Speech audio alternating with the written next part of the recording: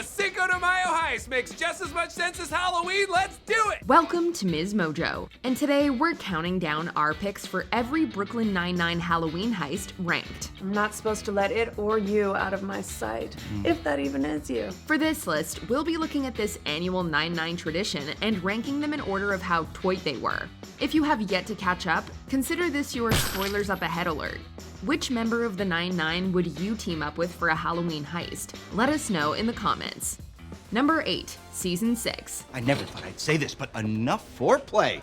Are we heisting or not? Yes! After one of the briefest cancellations in TV history, the 9-9 was back. Only now they were airing mid-season, which of course meant no Halloween episode. 5 heists was enough. We've exhausted every possibility of this thing. Literally nothing new can happen. Instead, this season's heist takes place during Cinco de Mayo as a distraction for Terry, who's stressing out over his upcoming lieutenant's exam. I thought this was a spur-of-the-moment fun way to distract me from freaking out about my exam. Well, it wasn't exactly hard to predict, Sarge. Your catchphrase is Terry hates tests. Sure, the premise is a tad forced, but there's plenty to love about it too. In a bid to steal Scully's bracelet, the gang ups their hijinks with plenty of twists, turns, betrayals, and lots of hilarious quotable moments. Of course, the biggest surprise of them all is when Terry reveals that he had planted the seeds for chaos all along. What is happening? What's happening is... you all suck! Number 7, Season 2. Still riding high off of the previous year's success, Jake challenges Captain Holt to another Halloween heist. Just to clarify, if you steal my watch by midnight, I will do your paperwork for a week, but if you fail, you will give me 5 weeks of overtime for free. Correct. Like Jake, we're tricked into believing that this episode centers around the duo's rivalry. However, we'd eventually learn that their colleagues would do anything to bring Jake's ego down a notch. So how'd you convince the whole squad to betray me? What'd you offer them? I asked them if they wanted to embarrass you, and they instantly said yes. His evening becomes a nightmare as he loses Captain Holt's watch and his own car, gets pickpocketed on a party bus, and is ultimately arrested. Freeze! Don't move! Oh my god. There is a tiny chance I may not win this bet. But we soon discovered that this was all part of Captain Holt's plan, and the others were only too willing to help. What? No. What? No. What? No. This episode continued to lay the groundwork for all the crazy, convoluted heist plans to follow. But be warned, I started planning next year's heist just this minute. Good.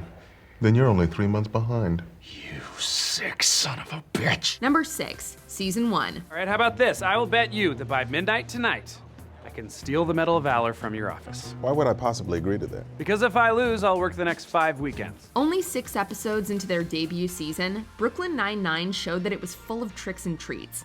It's a little uneven as the writers and actors are still finding their feet, but it's a memorable episode nonetheless. I had a diversion planned. There was just a slight timing issue.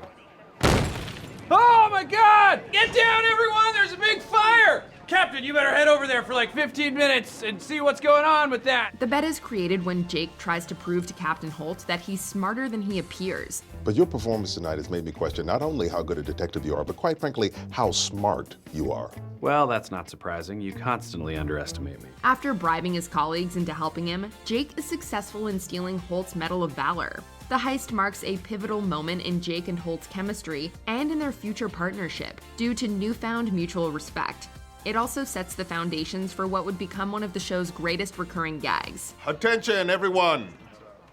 Jake Peralta is an amazing detective/genius. Number 5, Season 8. What the hell are you doing? It's Holt and Amy's last day, so we're having a final heist. It's heist day! Couldn't you have just sent an email? Nope, this was the only way. I have to go alert the others. We couldn't say goodbye to the 9-9 without one final heist. In this 2-part finale, with Holt and Amy leaving the precinct, the slate is wiped clean in order to determine the grand champion of the 9-9. All past heists will be forgotten, and the only real winner that matters is this year's, as they shall be crowned the grand champion of the 9-9. This was the best send-off fans could ask for, as we were reminded of some of our favorite moments and characters from previous seasons. Pimento's here. Hi, Pimento. Amy, it has been too long. The schemes were more outrageous, the jokes kept on rolling, and the unpredictable twists proved that even after 8 years, the writers still knew how to surprise us. Jake, you've been in a coma for 7 years. We wept, we cheered, and we laughed as we said farewell to the 9-9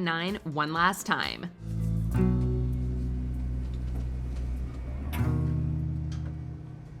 Number 4, Season 7. Why is the precinct full of bunnies?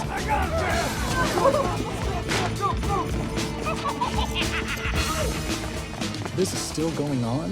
What is? The writers showed that they hadn't lost momentum by giving us another fun and fresh heist in Season 7. I know. He swallowed them.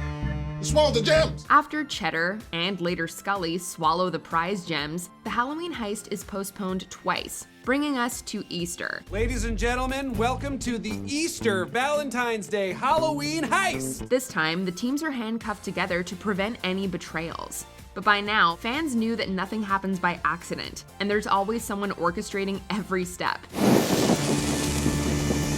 What's up, losers? On this occasion, it's Rosa, and her debriefing is bigger and wackier than ever before. You guys were listening in on my therapy? That feels like a real violation. Jake, this is Rose's moment. Yeah, man, go tell it to your fake therapist. She's fake? It proved that the writers still had plenty of good material to keep this joke running. Let's just say that there are some unhappy bunnies, as Rosa celebrates her 3-time win.